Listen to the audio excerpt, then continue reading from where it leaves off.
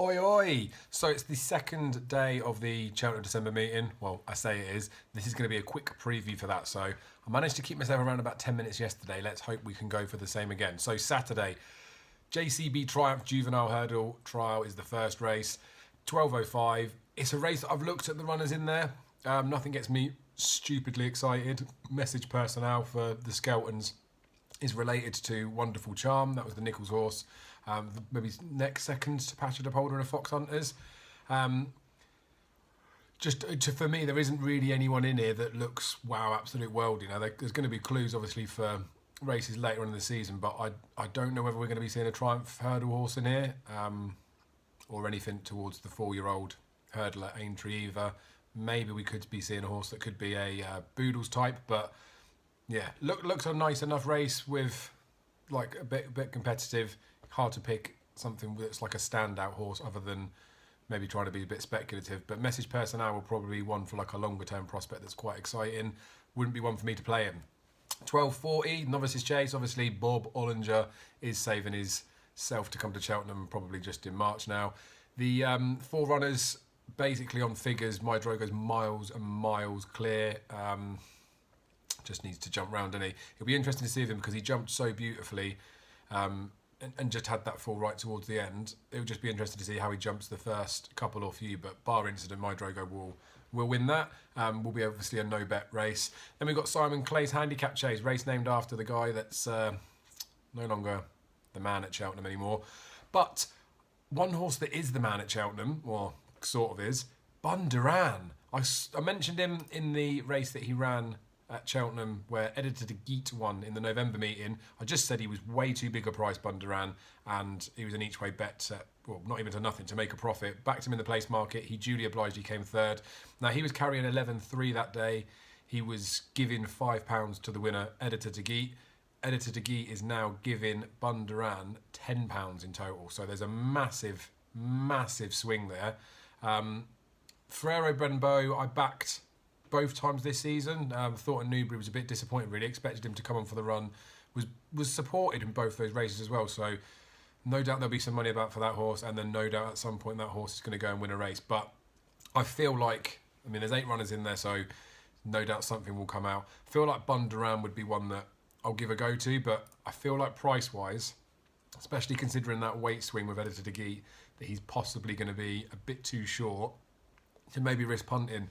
So, I don't know, I was tempted to maybe Dutch him with Torpedo. He won a Chepstow Handicap hurdle. I was there with Darryl that season. We talked about the race. He was very well backed in there. And I just said, I don't like him. I just didn't like him to go and win in that race. Now, he probably wants the ground softer than it's going to be this weekend. And it may be that he's going to run here and then with a view to step up because he's got a massive layoff to come back from, 600 odd days.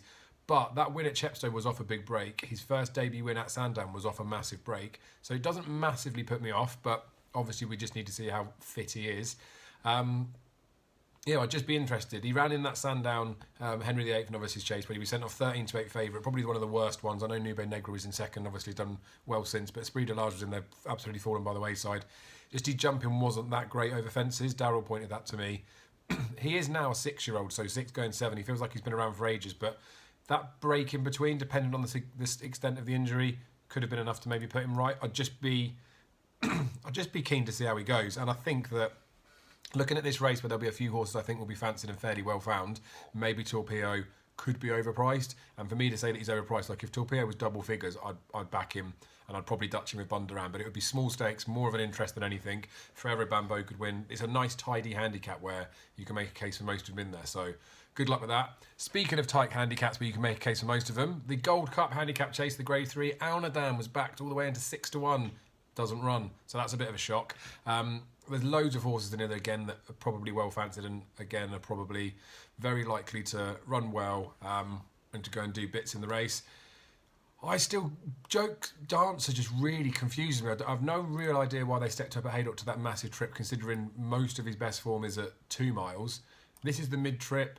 That would have been, it looked a hard race. You can see on the Racing Post website there's a massive inquiry and you see loads of comments in there saying that he recovered, he was never recovered, made mistakes. Like they say he recovered after, but I think he never recovered after a mistake in the race maybe. they just said that he just didn't stay, which was like obvious. Like I don't know why they would step him up to that sort of trip. Like I say, it would be a very strange prep run for this. Obviously, Connections have got Midnight Shadow where they're looking to do the back-to-back big 2.5 mile handicaps at Cheltenham double, but he's just really interesting joke dancer. Dostal Phil, I think, will be popular. Zanza will be popular. I think Layla will be popular. I think Fuser Raffles will be popular. There'd be lots that you could make a case for. I mean, even Beakstown, I mean, I know he can't breathe, but who knows? They haven't run Alnadam. Beakstown's in here. Looks a tidy race. It's way too competitive for me to have a strong opinion in there, and way too competitive for me to have a bet, but maybe the sort of place pot or Colossus Place 6 races where you can get decent go on it. Then we've got an Albert Bartlett Novices trial. This is a race that I love. I remember when Kilbrook and Storm won it a while back. I try and look for that. I try and look for a horse that maybe has 2 mile speed, that's stepping up, and then we can hopefully see a nice horse that's in there. Blazing Cow's obviously won here, and looked really impressive. A bit green, big babyish, looks like they're staying triple suiting down to the ground, so like should be winning this. Like not just a short price favourite for the sake of it, like looks like he should be winning this.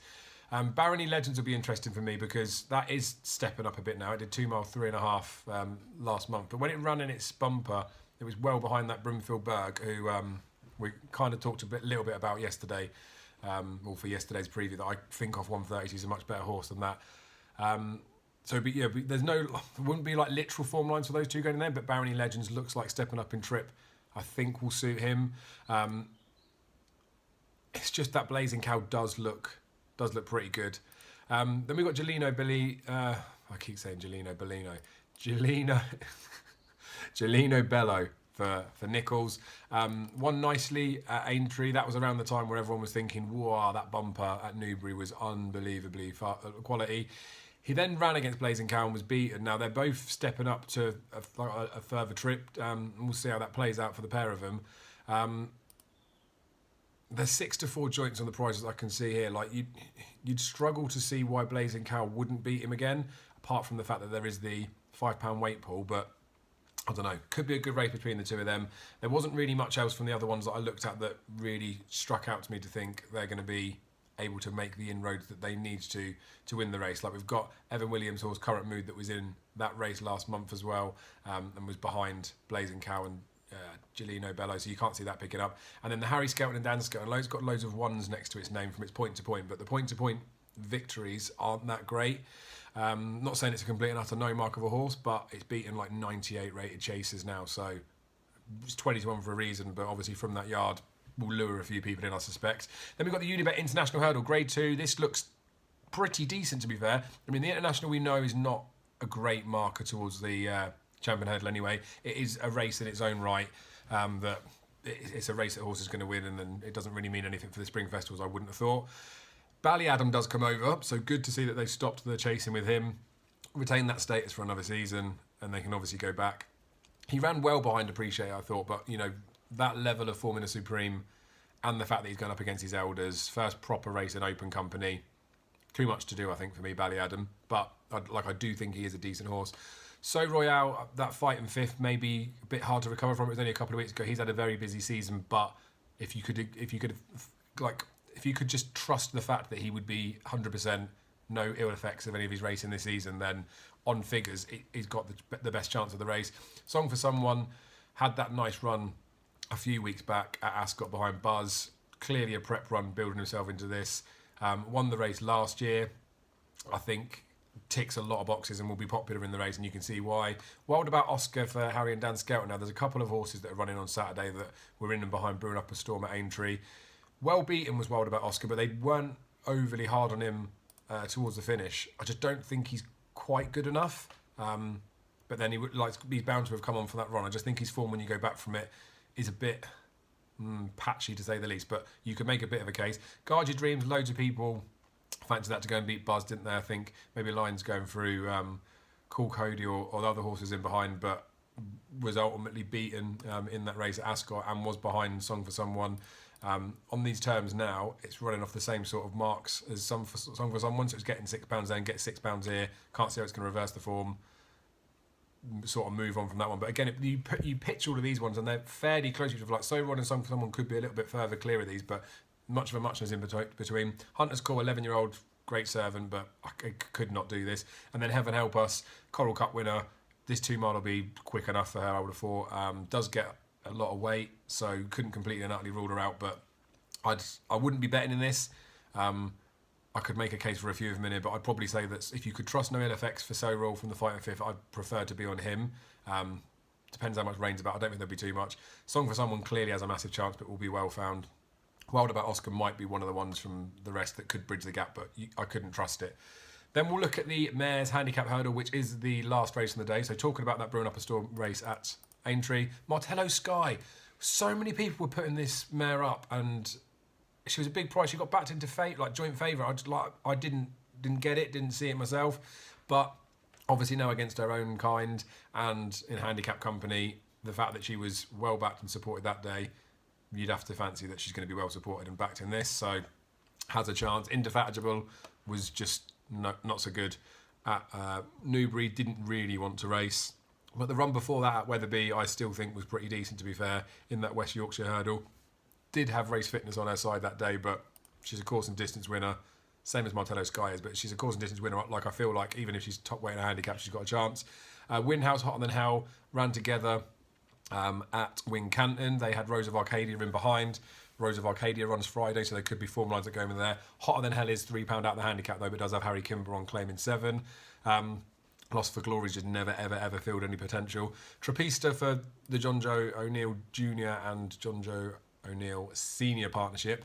Dotted up in a mare's novice hurdle at Huntingdon early this month. Been given an opening mark of 131. Hard to say how good or bad that mark is, because the runner-up fell after, and then the time after just finished really tired, maybe possibly even looked a little bit lame. So don't know how deep it is. 4-year-old on a handicap. That'll be the same for her indoors as well, where Heskin goes over to Doncaster to ride. So Harry Cobden takes the mount for Alan King. Wouldn't be sure how many he's had or if any mounts they've had. So looks an open enough race for me. I would probably be looking at maybe Indefatigable. I don't see why she gets the bad press that she does. Wouldn't be a race that I'd be rushing to have a bet in, but at least you've got an opinion on it. So be lucky and have a good Christmas.